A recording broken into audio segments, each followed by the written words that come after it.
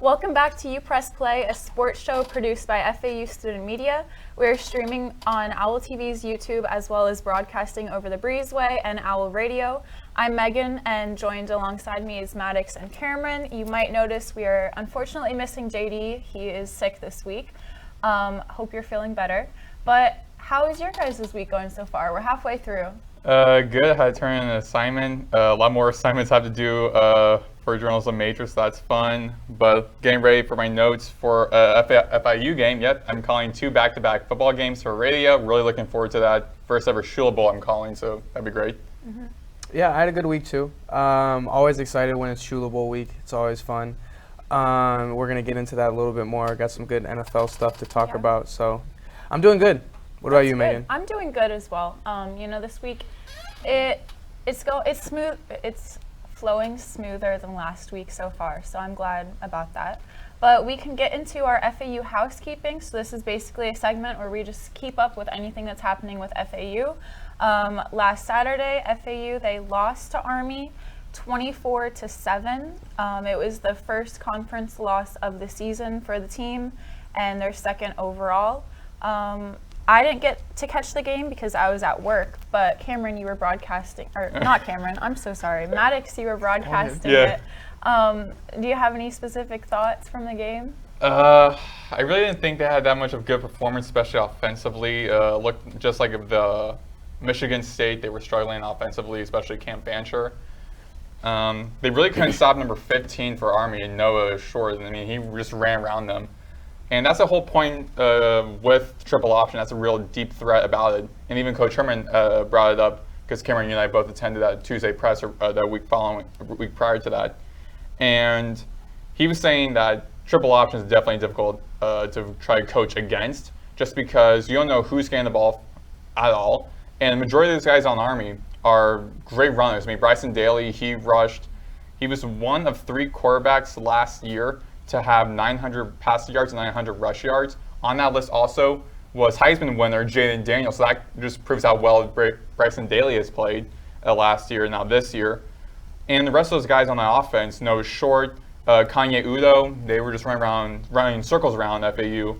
So, I mean, the defense kind of held their own. I mean, just the 24 points, which on the one side sounds bad. However, only 14 points in the first and no points in the second quarter was really a change of tone for the defense. Just the offense just couldn't catch up to that after just one touchdown. Mm-hmm. Yeah, tough watch for sure. I'm sure it was even harder if you were in the stands at noon in that heat. But, I think everyone kind of knew, we talked about it ourselves going into that game, that if you let Army play their game, it's not going to go well for you, and that's exactly what happened. Army ran for 405 and completely dominated the time of possession battle. I want to say they held the ball for something like 38 minutes. I'm looking at right here, 38 minutes to FAU only holding the ball for 21. The defense could not get off the field, and then again you see the offense struggle behind Cam Fancher. And this week, compared to Michigan State, you had a lot less help with the running game. I think the 2 running backs who got carries combined for something like 30-something yards on 12 carries. A lot of that's going to equal a win, or equal a loss, whenever you're just letting Army play the game they wanted to, which is what happened.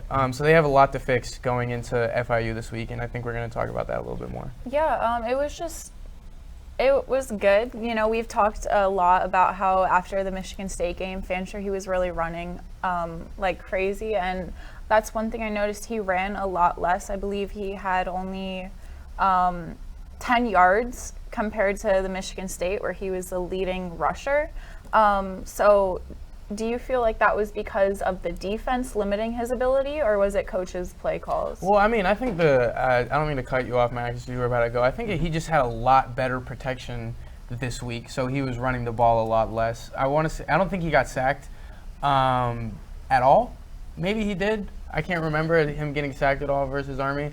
But I think the protection held up a lot better. I think that's one. And something that's kind of disheartening to me is that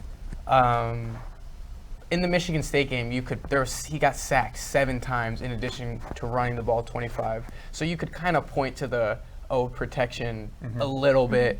But in this game, I think the protection was, I don't want to say great, but better than what we saw in the Michigan State game. And the fact that they still really couldn't move the ball really at all. I think that one scoring drive they had, I was kind of impressed with how they kind of moved up and down the field. But other than that, not much great to point to, even with improved protection. So, they have a lot to prove this week against FIU, I think. Yeah. I mean, looking at the stats here on courtesy of ESPN, I mean, 51 total tackles by Army, no sacks whatsoever compared to FAU's only 79 sacks, also no tackles. So FAU was more defensive heavy versus Army. Granted, Army was winning the time of possession, which, as the saying goes, you win time of possession, you're almost guaranteed to win the game. However, I also noticed how, sure, he wasn't running that much, but FAU was still trying to run the ball a lot, especially in that first half. Myself and Nick Turok, who was also calling that game, after the end of the first half at halftime, we were mentioning how it seemed like FAU was trying to be like Army, trying to go that triple option, trying to do more run routes versus trying to go more like out routes, drag routes, trying to be more offensive heavy through the air versus ground, because Army is not really ground game offense. It's not really a passing offense, more of a ground game offense. So FAU trying to mimic what they're doing was bad. Like, you're having the ability with these good receivers, Amari Hayes, Marilyn Johnson, Milan Tucker, able to have those guys who, I won't say again like compared to like Ohio State guys, but have like good receivers, and they just really were utilizing them that well in the first half because they were trying to mimic what Army did. In the second half, they kind of switched up. However, I do think that could also kind of fall in line with the offensive coordinator and the play calls, I feel like. And so actually that's why I tweeted about a couple of days ago about us leading up to this FIU game, saying if Cam Fancher and the offense play like they did the last 2 games against FIU, and you have to take into consideration as a head coach, either switch Fancher with Tyreek Starks or someone else, or, and it could be very drastic, maybe change the offensive coordinator, because last season the offense also really wasn't that good. It will put more points past first couple of games versus last season versus this season. However, the offense still really hasn't changed too much, really. Granted, it's a really new offense. Now, this is a hypothetical, but let's say the team, FAU, doesn't get the bowl game this season.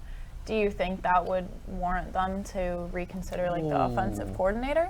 I mean, they might be doing that whether like they get a bowl game or not, just because the offense has looked really bad the past 2 weeks. I think want to say in scoring offense, they're 130 of 133 FBS teams.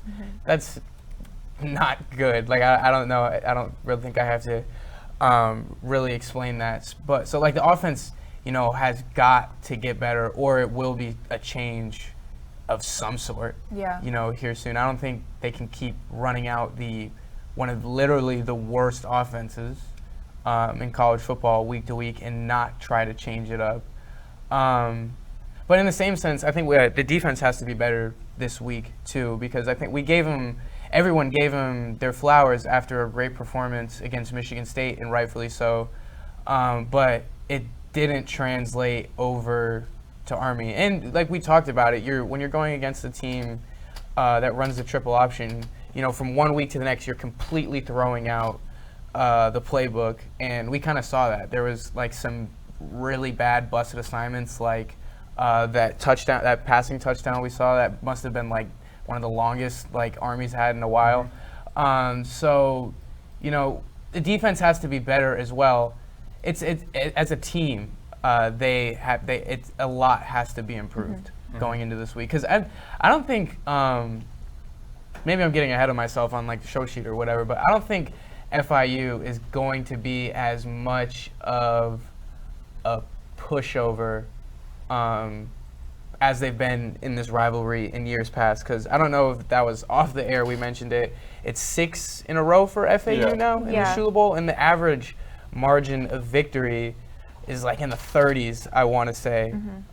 Even like these years in the past where FAU has like struggled on offense, not in this game. You can like bet on them putting up like a 40 burger or 50 burger against FIU every year. I think this is probably the closest we've seen, you know, in like however long FAU's won now, 6, I think. Yeah, you're definitely, what you're saying is right. We're kind of getting a little ahead of ourselves, but yeah, I mean, FIU, they won their last game. Like 52 Yeah, to... it was 52 to 16 against Central Michigan. Right. Which, that is a blowout. That's a crazy blowout. And FAU now is 0-2, and so their confidence as well is probably a little shaken, and going into this rivalry game, which has super high expectations because, like you said, their FAU's record, we've won the last 6 games, so they're kind of almost expected to win the games in the rivalry. Oh, yeah. I think also like that large of a margin as well, because I also mentioned this before the show, how the previous head coach, Willie Taggart, his last season for FAU, which was also my first year here at FAU, they won against FIU, I think like 52 to like 10 or something. So they were able to have a large margin win, which I actually brought up in like the first. It's like a given almost. Which I brought up the first couple of shows. Which I brought a couple of shows ago, episodes ago, mentioning how if Herman doesn't get like that big of a margin of victory against FIU, it's gonna be looking pretty bad on him, just because him going to be compared to the old head coach. I mean, the old head coach had this many points. Well, I just say the fact team. that they're 0-2 right now, and that like it's a rivalry game.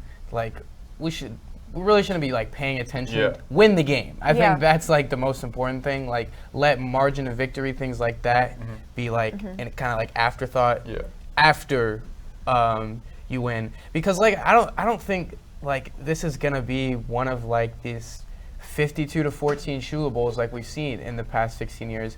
FIU's got a much better offense, I think, than we've seen in the past. I mean, I think 52 points a week ago goes to show that. Even if, like, Central Michigan maybe isn't the greatest opponent, they're not. But, you know, just getting to tune in a little bit to that game, you know, their quarterback, you know, it looks able to function in their offense. He's able to push the ball downfield, and he's pretty good with his legs. You know, Herman talked himself about having to worry about like RPOs, the quarterback running a lot, and then, you know, compound that with like kind of FAU struggling in the past 2 weeks in a lot of aspects. Yeah. I think it's going to be a close game. I think FAU, if I had to like, again, I don't want to get ahead of myself. Yeah, in the show sheet. we'll get into our predictions for the FIU game on Friday on our show. So tune in then 4 to 5, and you can catch what further thoughts about that game. But we have some exciting news in the world of basketball. They have officially released the women's basketball and the men's basketball non-conference schedules for this season. We'll kick off with women's basketball. They are starting, their first game is October 29th against the University of Fort Lauderdale. And then they'll head to play Florida. This is going into November. Florida will be their first game in November. Then they'll play Mercer, North Florida, Bethune. Bethune? How do I? Bethune-Cookman? Yeah, Bethune-Cookman. Then Stetson, FIU.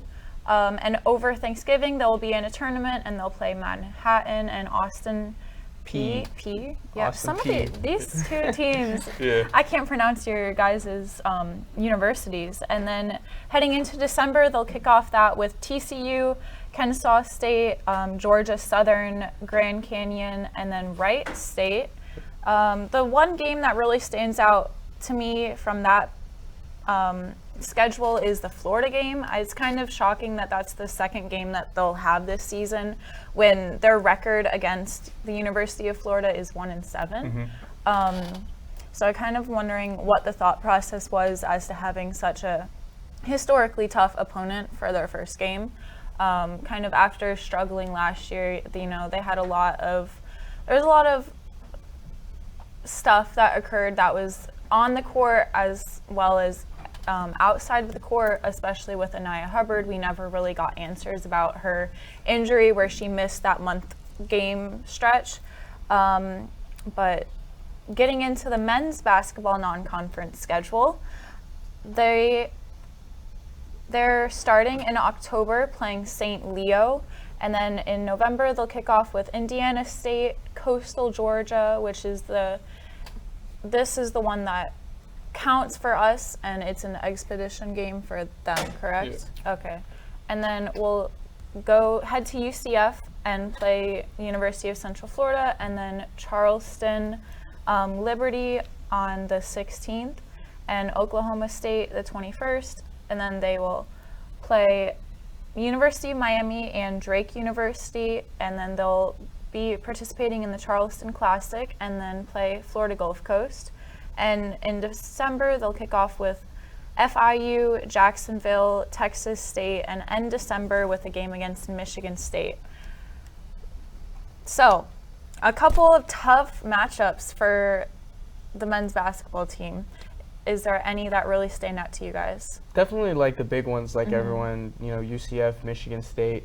But, the thing that like stands out to me is they're kind of like took like an opposite approach. I don't know if it was necessarily on purpose.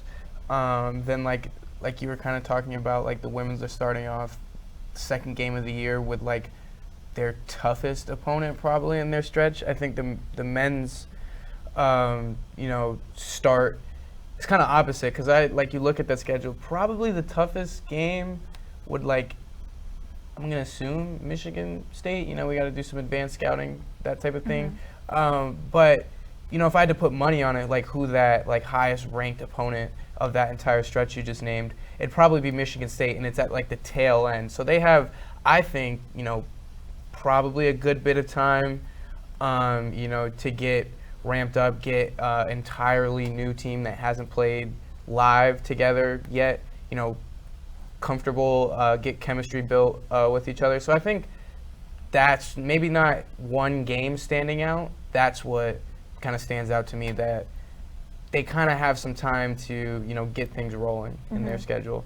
The women's don't, playing. No, they don't. And they have 8 new players this season as well, so it's not like they're bringing back all of their players from last year. So star players now playing for rival UAB. Exactly. So it is shocking to me that they're starting out the season with probably their hardest opponent, and then like you said, I didn't even notice that kind of difference, but yeah, the men's basketball, they're probably ending. I feel like I could confidently say that Michigan State would be their most difficult game. Home cooking. No, I am not. I'm just saying. You called Tom Izzo Mr. March Madness. So, they just have a track history of getting into March Madness. So that's why I'm saying that. Yeah. I'm not home cooking. A little bit. To me, I definitely feel like this is a great schedule, a non-conference schedule for men's basketball. There's a very new roster. Both men's and women's are new rosters. FAU men's is primarily very new. And so it's very important to see how well this new team can mesh before going to conference play, which I said earlier.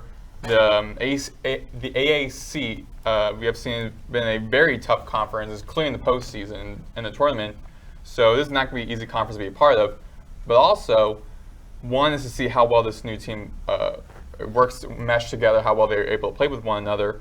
But also, this will be helpful for FAU in the long run if they're able to have a great season 1 year under Coach Jackus and gets into a March Madness or maybe an NIT bid, in which case you're playing against Indiana State, who last year, now they have a new head coach, a new star player, because both went to St. Louis.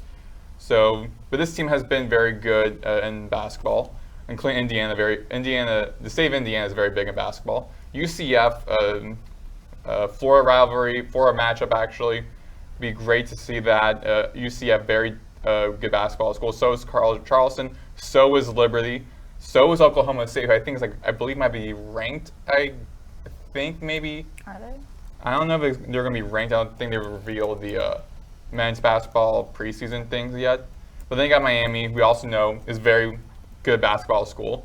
Drake also went to the NCAA March Madness. FGCU would be actually kind of an underrated game, just to see how well they will play. That's what I was going to bring up. That's like a very underrated game, just because FAU lost that game in a really frustrating manner. But I feel like I'm trying to look at the previous scores, they usually play pretty close because that loss was 4 points. They kind of beat them up a little bit. It was 85-53, that 22. And then the year before that, it went to overtime. But it's this all-time record between FAU and FGCU is 4-4.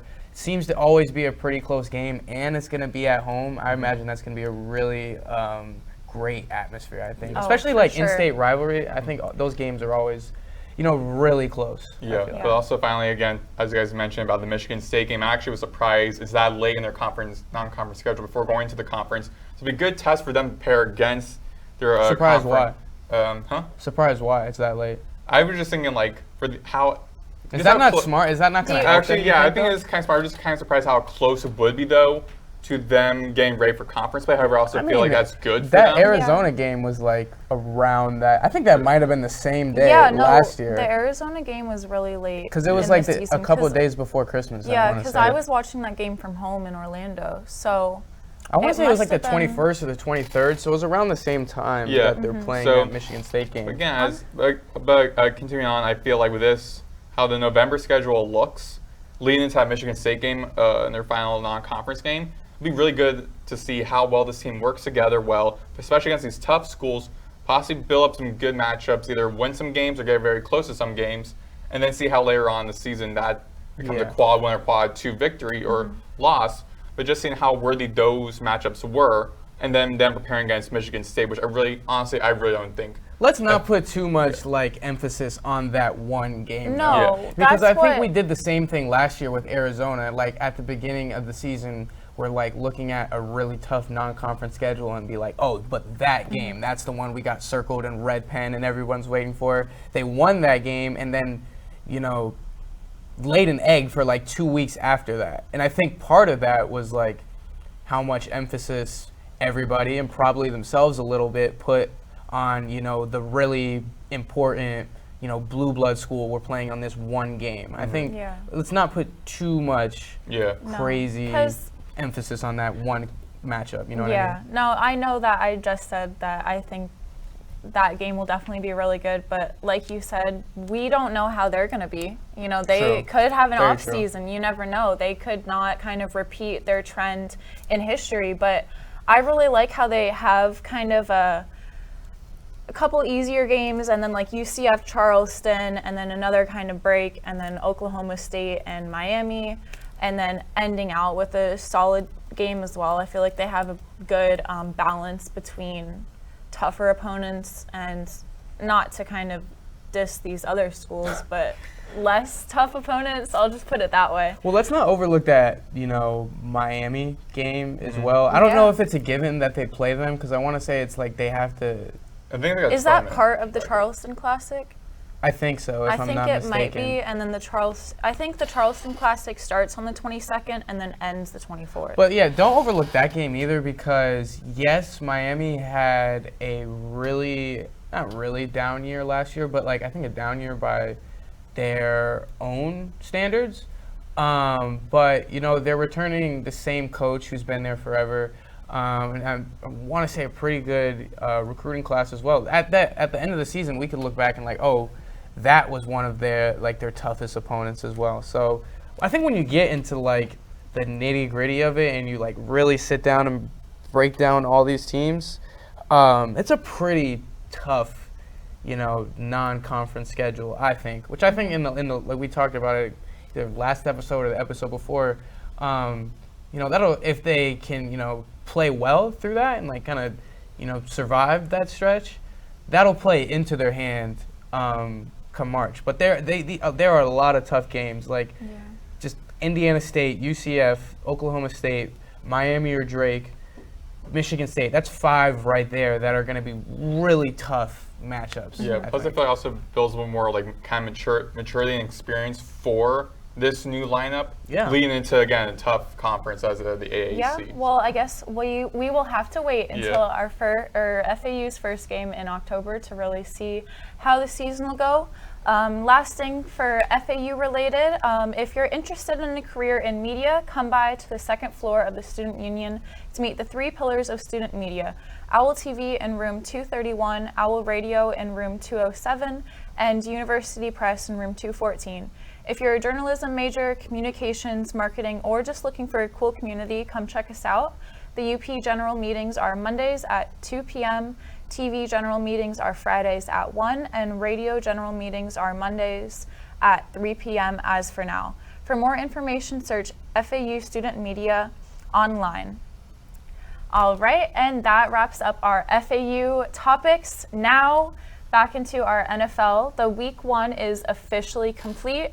Last show, we all kind of picked a certain game that we thought was going to be the game of the week, and did it live up to your guys' expectations? It did. I picked Lions-Rams overtime. Yeah. I think I kind of got it on the nose. What was your game, Maddox? I had the Texans and the Colts. That was a really good game. Yeah, actually. I mean, I unfortunately wasn't able to see because I had homework to do, and also was watching a little bit. Can't just of have like Red Zone on in the background? but I was watching a little bit of the, of course, my Patriots-Bengals game as well, which that really surprised me. Yeah, how did that happen? Yeah, but looking at how the Texans and the Colts played, I mean, Anthony Richardson had a great game. I was sad I benched him in my fantasy. But also C.J. Stroud also had a great year, similar to the kind of continuing on his previous season rookie campaign. Starting week 1, 234 pass yards, 2 touchdowns. Joe Mixon looked like he had a great debut with the Texans, 30 carries, 159 yards, and 1 touchdown. Plus, Anthony Richardson went insane, throwing a 60-yard touchdown on like flat foot. So that was tremendous, as you might say. Yeah, taking JD's. All right, so, but I feel like that was a really good game, nonetheless. Definitely, no. Yeah. I think not only was it a really good game, we got to finally see, I think, like, kind of close to like an almost not finished product with Anthony Richardson, but a lot more like developed and a lot less raw than what we saw last year. I mean, like, just that one throw, like, we could talk about it, like, is just mind-boggling to think about. Like, he's got pressure in his lap, he's falling backwards, he's flat-footed, and he, like, perfectly places it, like, 60 yards downfield. That's, like, only, like, I can't think of any other real quarterbacks that can do it. Like, that's such crazy arm talent. But I think, like, across the entire game, he looked really, really, really good. So, and that's not even talking about the Texans, who looked, C.J. Stroud, their own quarterback, looked really, really good himself. He looks like he's continuing, his development that we saw last year. So I think both of those teams, you have to feel good about themselves. Yeah, especially with Anthony Richardson. He was just coming back from a injury that let him out, took him away on the sidelines that entire season. I think since week 4 or something. It was only a couple games. Achilles or something. So it's great to see him in the entire offseason to both heal, but also to develop more, and now get into week 1 home opener against a divisional rival, against a really tough Texans team, really tough defense, including the defensive front. So it's really great to see how Anthony Richardson did that. 'Cause I feel like that'd be a little bit impossible or a little bit hard. That's really hard to do. If you're like a guy who was a rookie year, got injured, then coming back after only playing just a handful of games last season, to now playing like that against that tough team. So great testament. What happened in the? I don't mean to get off topic, but care to explain to us what happened in that Patriots game? How did that happen? Yeah, how did? I honestly do not know. I feel like again, I was only watching a little bit of the game. I feel like the Bengals though had great pass rush, cleaned by FAU alum Trey Hendrickson. I do feel like with Jacoby Brissett, he was very poised in the pocket. He was very calm under pressure. When you see, really wasn't frantically trying to run out of the pocket too early. He was able to stay in there and compose, and able to find his receivers. The defense did their job. I would, though, love to see how well the offense plays out a little bit furthermore, because the Patriots' offense has not been that great last season, one of the worst in the leagues, and now they're back starting week 1, 16-10 win, still a win, but still 16 points. Even in the preseason, they had didn't even get to more than 20 points. I want to hopefully see more of that change going forward. Yeah. But I mean, again, that schedule for Patriots does not look good. No. Very now, tough team. After they won against the Bengals, do you feel more confident in the coach's decision not to start Drake May? Because that was the large discussion that we had last week. And we were all kind of wondering why they would have May watch Brissett. Am I saying it right? Brissett. Brissett? Yeah. Okay. So do you feel like, do you understand it more and think that he should continue to be benched? Yeah, I feel like, again, for a rookie I mentioned this last episode, for a rookie to learn more behind the scenes with a veteran guy, even though Brissett has been a top-notch guy, he's still been a career backup. Top-notch, career backup. Yeah, but he's a career backup, though, so he learned from a lot of different offenses, has years of experience. I think he's like in 10th year or something, so around that mark. So he's been in the NFL for a long time, able to absorb many different playbooks from many different offensive coordinators from many different teams, able to read a lot of different defenses over the years, so he able to have more experience, more skill. I think it's great for a young rookie quarterback. But also, I really don't feel like, I didn't expect the Patriots to start Drake May week 1, nor have expected him to start him this upcoming game against the Seahawks for the next couple of games. And as we said at the last episode, looking at the schedule, I mean, the rest after week 4 is now look to be that good in the Patriots' favor because against a lot of tough defenses.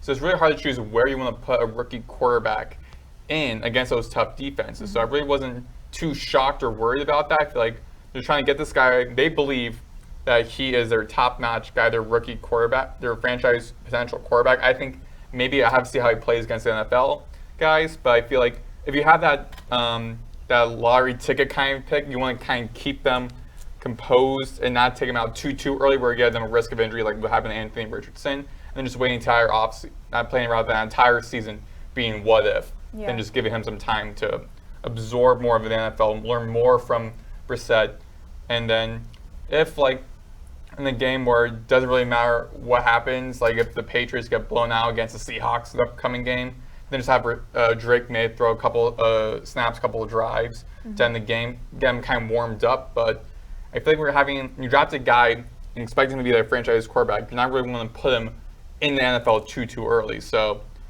that's what my thoughts are. Really not too worried. Yeah. So you guys are taking on the Seahawks next week. Yeah. And that was actually, they were my game of the week, the Seahawks and the Broncos game. And I feel like that one lived up to its expectations as well. I mean, it was a 6-point difference. And on the Broncos' last drive, they were able to score and only had 2 minutes left. I'm not sure exactly what happened after that drive, but it must have. I mean, I'm glad you found a bright spot because the Broncos' offense looked bad, man. I mean, also, to me, I think the Seahawks have a really good defense. So, let's not take any, and it's a rookie quarterback in his first outing, so against a really good defense. Yeah, but looking at the scores, I was surprised because 3-3, then 5-3. So Seahawks got the Broncos got a safety, and then later on another safety. I'm like, 2 safeties in one game. That's pretty. This was because the Bears were playing in the 1 o'clock slot too. This was a game I only I wasn't sitting down to watch, but just Bo Nix really struggled in his first outing. And again, it's his first outing, but I expected him, with I think not the worst supporting cast around him, and I think a really good coach in Sean Payton, to look a lot better than he did. Just looked very uncomfortable, and kind of the same as he always was in college. That kind of reckless confidence for no type of reason, almost like Josh Allen-esque, but with a lot less of the talent that Josh Allen has. If that kind of description makes any sense at all, just a very volatile player, and just did not look like playing in himself at all on Sunday. So I think he's gonna have, or at least it looked on Sunday he's gonna have one of the biggest learning curves out of all the rookie quarterbacks, and that's with Caleb Williams not really looking good, and Drake May not playing. Wait, who are the Broncos? Wait, let me see who the Broncos got. The Steelers. Yeah, I mean, this week? Yeah, I wouldn't know, but. No, but I feel out of the two teams, the Seahawks definitely looked like they were playing better overall. And so that's why going into, this week, hopefully Kenneth Walker got injured at the end of the game, something with his leg, I believe. But he showed up in this game, and carried well, I felt like comparing the rushing yard, Denver, they had their leading rusher was Bo Nix, and he had 35 rushing yards compared to Kenneth Walker's 103. They also did have a lot different carries wise, but still I feel like he's kind of, because this is his second year in the NFL now, I believe, and I feel like he's starting to kind of learn and transition away from the college football mentality to the NFL, because it's definitely an adjustment. I mean, just the physicality of the athletes, and they're actually matured into their bodies now and have more muscle mass compared to college players. But give me the Seahawks. Yeah, but sorry, Maddox.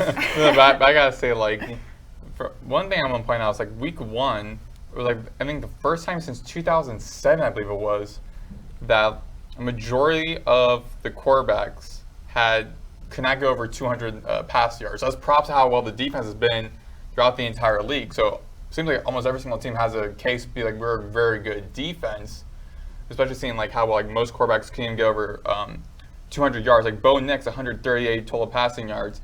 Geno Smith, 171 passing yards. Burrow, 164. 164?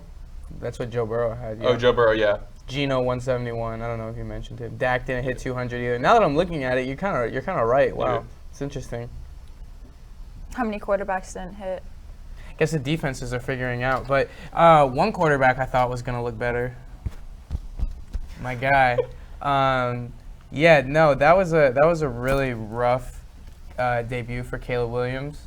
I think we kind of got to see a lot of the cons to his game that we heard, mentioned him coming out of college, like, the hero ball to like a fault, kind of ditching from pockets a little bit early. We kind of saw that a little bit on Saturday. Granted, the protection was horrible. The Bears center, Coleman Shelton, was getting his lunch money stolen all game. And the guards weren't holding up really well. So there was a ton of pressure coming from the interior. There was one where Coleman Shelton at center just got ran completely over. Yeah, and there's, I think, one of the first plays for Caleb Williams was like a 16-yard tackle or something. 'Cause he was like scrambling around because the pocket closed. That was, I don't think that was his first attempt. I think that was more like 2 or 3. But his first attempt, he had to, like, it was like a 3-step drop back, and pressure almost like immediately was like in his face, and he had to roll out to his left. And I want to say he was trying to get, it was like the one where he was on the sideline trying to get it to DJ Moore, and it was just like at his feet. But that was like, not to like make excuses for like Rook, but that was kind of like a snapshot of the entire game. He was getting pressured, especially from the interior, like all afternoon. So I honestly think there will be changes in the interior of their offensive line, so I think that will improve. But maybe this is kind of like moral victory-esque, but I think I'm like kind of reassured by the fact that like your quarterback really played that bad, and you were still able to find a way to win. Yeah, I mean, props to the defense, especially Jonathan Jones. Owens. Owens. That was a big play. Yeah. That completely changed the tone of the game. Because I was like sitting there on my couch. I think they were down 17-10, I think it was, or something, or 17-3. 3, I want to say it was at that point, and I was like, "Dang, is it number 1 pick season again for the 3rd year in a row?" Oh, no, what's funny though is I was looking at the 2 things. One, looking at the stat line on ESPN, passing leader was Will Levis, 127 yards. That's just because Caleb was that bad. Yeah. Look, Will Levis looked just as bad too, maybe worse. Then you got Tony Pollard leading in rushing with 82 yards. And then Calvin Ridley leading receiving at 50 yards. So again, look at how the Bears offense really wasn't that great last season. No. And now looking at how like the 3 leaders on those 3 categories were the guys on the Tennessee Titans. Another thing though was how Caleb Williams broke that kind of first-round rookie quarterback curse of like first overall rookie quarterbacks and their debuts have been like 0-14-1, and then he won his first game. Everyone's saying it's not really about him, it was more about the defense.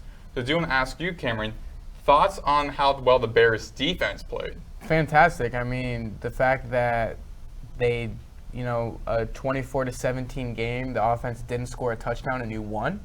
I think that we talked about it last episode. In the last 7 to 10 weeks of the season, the Bears had one of the best defenses in the NFL, and I think it really only got better over the offseason. So I don't think they're going to score, they're going to have 2 defensive touchdowns a week, but I think that's the around the baseline of Bears defense that you're going to see all year. They have the personnel, they have a really, really good play caller, and I think they're going to have a quarterback that's going to be able to keep them off the field later on in the season. We didn't see it this week, but I think the offense will figure it out eventually. Do you think they could average 1 a week? No. If they average a defensive touchdown a week, that'd be crazy. I don't know, but if like I said, if that what we saw on Sunday is close to their baseline of how they're going to be playing all season, they're going to be in a lot of games. Like we just saw it. The offense played horribly. Caleb Williams really didn't play well. I'm not going to get down into the nitty-gritty with it, but some of the receivers, I think Keenan Allen looked really slow and old throughout that game, which is one of the things I worried about when they traded for him. But I think it's going to improve, and as long as the defense is playing around that, they showed that offense can have off weeks. Caleb doesn't have to be the savior right away. They don't have to. The offense doesn't have to be perfect week to week, which I'm reassured by. Some people are taking this as an opportunity to dunk on Caleb a little bit, which I get. He set himself up for that by saying, "Oh, I don't get nervous before the game." I feel that kind of sets a pressure up for a rookie quarterback with the whole city backing you up, especially a city that historically. Yes, but to answer your question, having a defense like that takes so much of that pressure off. Yeah. I think. I feel for the first week, game 1, week 1, I feel that kind of pulled the pressure on him, especially since I think a couple weeks after the draft, he was named the starter, so already that pressure on him. Which is smart. But especially a city, but for a city though also that. For a franchise historically, hasn't been that great with the quarterback. They couldn't find a franchise quarterback. They thought they had one in the field. Yeah, so so Bears fans, we shouldn't be complaining he won. So yeah, because defense is such an important part, and it's great that you can have some faith in your defense going forward. But I think I also can have some faith in my team's defense this year. The Lions, they beat the Rams 26-20. That game. At the end, it was nerve-wracking because they started pulling their typical Lions stuff and kind of blowing the game at the end. But one of the things that really shocked me was who, the players that they utilized the most. Because David Montgomery being the leading rushing isn't that surprising, but Jameson Williams being the leading receiver from that game was shocking. I really was expecting them to use Laporta and St. Brown a lot more because that's kind of what they were doing towards the end of last season. But it was great to see another wide receiver kind of step up almost and show that they have 3 or 4 solid guys that they can use week by week, especially if one person's having a off week. I don't mean to cut you off if you're keep go going, ahead. but I think I feel Lions fans were probably waiting on Jameson Williams to finally, fill the role. I think for what they drafted him for. I can't think off the top of my head. I had him drafted, but he was benched, and I'm no. Yeah, I'm from the Lions' perspective. I'm saying I can't remember what draft pick they took him with, but it was a pretty, high value. I think it was round 1, round 1. I forget where though. I think round between 15 and 20th. Yeah, a pretty premium high value draft pick, and I want to say one of the seasons he was hurt, and then was it not a gambling suspension? I think it was suspended it's been a whole flurry of things that I think Lions fans were kind of waiting to see when is he finally going to fill that role. And maybe I think for some of the analysts or whatever, he was probably approaching bust territory. So for him to finally have like a breakout game when, St. Brown and Laporta and some of like your other receiving threats are quieter. You got to feel really good about that if you're like a Lions fan, if you're Dan Campbell. Yeah. But I wonder how your thoughts are. I feel like your thoughts are going to change once the Lions play the Bears like later in the season. Oh, they will. Trust me, they will. But my biggest takeaway from that game is like, bro, I feel so bad for Matthew Stafford. Like, He 2 times now he's had to go back to. He did. That's exactly what I was about to say. Like 2 times now, he's had to go back to Detroit. It's like back-to-back games, actually, now that I think about it. He's had to go back to Detroit, and he's played out of his mind, and they just fall, like, just short in, like, the nastiest fashion. Like, he played so good. And his offensive line, a lot of guys were getting injured. Like, I think before the game, a couple of starters were injured, and throughout that game, I forgot their names, but a couple were injured. Plus, that one guy, AJ Arcula or something, one of the offensive linemen, kept, like, going offsides, holding, all of that. So it kind of also damning the team as well, and like kind of like shooting themselves in the foot as well. Yeah, and they didn't like Kyron Williams kind of had, the Rams running back had a lot of hype. Some of it was fantasy football, but a lot of hype around his name going into the season. And I don't want to say he was like a non-factor, but he was really quiet. I want to say like Stafford dropped back something like 50 times. So that like, to play as well as he did and fall short again, and with the circumstances of like, oh, you used to play for Detroit, like going back there back to back, that's got to be tough, man. At least he has that ring around his finger, so it can't be too. Y'all can't relate. Yeah. Okay. So it can't be too difficult. He still has that. But talking like on the point of quarterbacks that have been in the league for a little bit. What were your thoughts on, oh my gosh, I'm blanking. We're thinking Aaron Rodgers? Yes, thank you. I was like thinking whenever you gave Jets, the prompt of like quarterbacks who've been in the league, I was thinking so definitely his Aaron performance Rodgers. at the end of the game, he got taken out for the rookie, it was his first. Tyrod. No, it was not a rookie, Tyrod Taylor. Or not rookie, but the bench player, and he had said that he used to never have a backup. So it was kind of, I don't want to read too much into that. You don't want to read too much into it? I'm not saying you shouldn't, but I wouldn't, because it's like, think about how much tailoring like the Jets did to like Aaron Rodgers. They got his play caller in Nathaniel Hackett. They like signed so many of like his guys at receiver. Like it's kind of like the LeBron in the NBA a little bit. Like, hey, no, he's not the LeBron in the NBA. No, because I see. I totally get what you mean, though. GM, exactly. They catered to this guy so much. They can't possibly like abandoning after like one. And I don't even think he played like horribly. I don't think it was like a vintage Aaron Rodgers performance. He was a 13 for 21, 167 yards. There you go. One touchdown, one interception. And I think like watching, I think he had a bunch of really good throws. Like that touchdown throw on the free play was really good. He layered like a nice throw. Forget who it was on like a streak up the left sideline during the second quarter. So it's not like he played horribly, but that's definitely not what like the Jets brass envisioned for the Jets offense whenever they were doing all of this tailoring. But I think it's gonna get better. San Francisco's got a really good defense.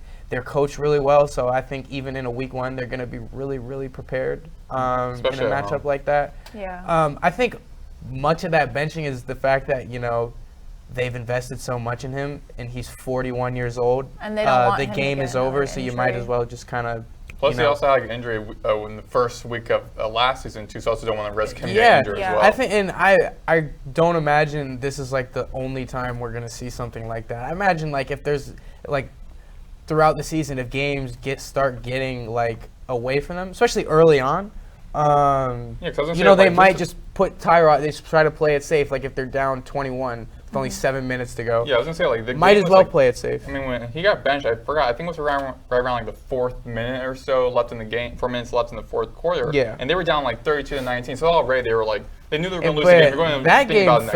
felt. That game felt like a beatdown. I'm saying like that. Like- I feel like the score is kind of even like 32-19. Like that's a pretty decent chasm, but that's still pretty misleading. Like that game didn't really feel close at all. No. Like Yeah, like- after like the first or second score by San Francisco, I like it was. They didn't exactly run away with it by then, But it almost felt like the energy of the Jets kind of shift. And Yeah. it felt like Yeah. the 49ers just kept momentum throughout the entirety of the game. And Yeah. honestly, like you said, the score, it seems like it should have been a larger gap, but Yeah. Well, it that's- wasn't. I was That's gonna gotta say be disheartening. I feel like To for, hear that. for like the Jets. Well, the fact that like it's not like there's some like on paper like there's like personnel wise they're like some overmatched. If you were to go like position group, name for name, it's not like yeah the 49ers have one of the best rosters, but it's not like they completely blow the Jets out of the water on like name power or whatever. So Yeah. the fact that that game got away from them so quickly, that can't feel good, Mhm. But, okay, well, that kind of wraps up what has happened so far with the games. Now, outside of the actual scoreboard, there has been some events that happened prior to the game's kickoff. Over on Saturday, Tyreek Hill of the Sunday, sorry.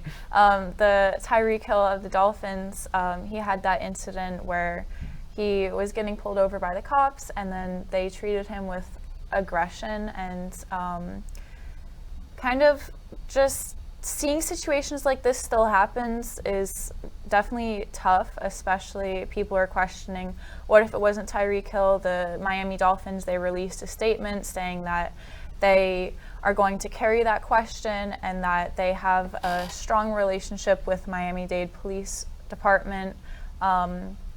But yeah, it's just always hard to see stuff like this happen. It's unfortunate, especially like the fact that it happens like, as he's on the way to the stadium, a block away. You're right. Like it's hard to see that like stuff still like that happen. But one thing I think I don't really like know how to almost word this, but it's like. I'm glad people are seeing like that stuff like this still happens, because whenever you talk about it's like, what if it wasn't Tyreek Hill? It probably would have went like a lot differently, probably a lot worse. It wouldn't get this type of publicity. You're right. I would say so. It's like my point is that like this is the one time it happens. For this one time that it happens to like a professional athlete like Tyreek Hill, there's 500 that we don't hear about. So like I'm not glad that this happened, but I'm glad that this got a lot of people's attention, because it happens a lot more than what we just saw. Yeah, I feel like this also kind of shows like even for like a star athlete and like again like a block away from the stadium, pretty sure the Miami-Dade Police Department like know who he is, or fans of the team know like who he is. Yeah, even then, it's like professional athletes, particularly athletes of color, sometimes get treated like this.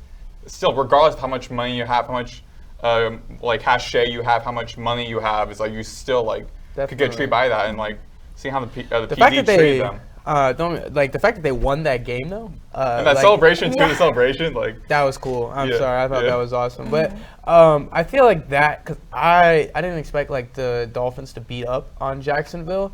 I definitely thought they were mindset would be somewhere else. Heavier favorite than the way they won. But then all that happens. I think that has the fact that they like all that's going on, and you're in a game where you go down. And you playing really bad. I want to say they were down like 14 at one point. Yeah, 14-0. That with all that happening, you go down that early, which I'm sure a lot of that has to do with going down 14-0. That you can come back and win that game in the manner they did. gotta feel pretty good about Yeah. week 1 for like the Dolphins. What about you guys? No, I agree. They definitely should feel great, especially dealing with this situation beforehand and then coming in and coming back from that deficit. Like, they should feel good going into next games because they showed their strength and they showed that they can hold it together even with dealing Who do with. they play next week? They played, I think it's like the Chargers or something. I'm not So, sure. I mean. But Tua looked really good. I want to say he threw for like 330. Oh, sorry, they're playing the Bills. I forgot. That Thursday Thursday night night. football. Yeah, Thursday which night. also What am I could type thinking? around it. But like I said, you gotta going into a game like Buffalo on Thursday night. I think Miami Buffalo is always a pretty good game, especially like the past couple years. Tua looking good, throwing for like 300 something yards on like a lot of attempts. He had a lot of dropbacks, I remember.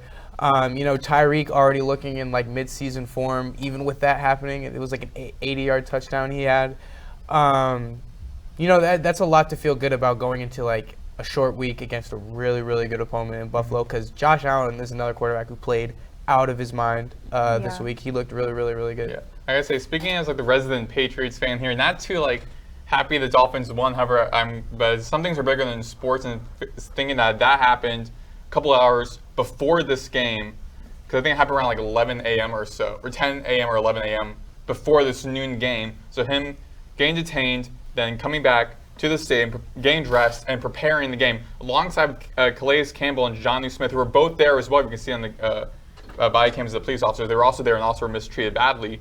But having all those three playmakers get into the game, and then them team being down 14-0, which we could say like kind of could be because of how mentally they were distracted, but then just coming back fighting adversity and winning that game is really glad to see. Yeah. The matchup predictor on ESPN Analytics, it says for the Buffalo Bills and the Dolphins game, the Bills are predicted 50.6 and the Dolphins have 49%. So this game, based off the analytics, should be a really close game. And It's in. it's in Miami. It's in Miami? Why does that always happen? That like Yeah, it's at the Hard Rock Stadium. Whenever those two play, it's always like in Miami early on, and then like I feel like in Buffalo later on. How does that always happen? I don't know. It's just part of the script. Yeah. I mean, I don't know why. However, I feel like if we're gonna make like little predictions here, I hate to say this, if like maybe the Dolphins, even though the Bills came back against the Cardinals of all the teams. However, I feel like with the Dolphins, try to win this game early on against these northern opponent, because later on in the last like 6 games of their schedule, it's all northern teams. So I mean that's gonna be kind of difficult playing November weather. Yeah. Well, I think Yeah. you're right. I think on Thursday, the heat early on, even though it's like a night game, it's gonna be, gonna be like a 80 factor degrees or that like something. every year always plays into Miami's favor this time of year. But I think more of it is that like on a short week, the Dolphins are a lot to prepare for. Tua looked really good. They have like a lot of really, really fast receivers. They have a really like kind of funky scheme with like what McDaniel does with like all the motion. It's a lot to prepare for on a short week. Compound that with trying to keep up with these Miami receivers in 90-degree heat, whatever it's going to be on Thursday night. Like every time they play this time of year, it kind of plays into their favor. Now, later on in the season when they meet again in Buffalo, I don't know when, but it's probably going to be like one of those chillier, colder matchups that Miami never plays well in. It will probably be a different story. But this week, leaning Miami. Well, they're lucky at least because since it's at 8:15, the temperature, like the sun's going to be down, but that is all that we have for today. We'll get into our thoughts, after we see how these two teams do on Thursday. Where can they find you guys? They can find me on Instagram at MaddoxBlade04 and on Twitter at Maddox Greenberg. You can find me on Instagram at Megan_Brunsma and then Twitter Megan Brunsma. You can find me on Twitter at CamPriester247. Okay, that's all we have for today. Thanks. Peace. Peace.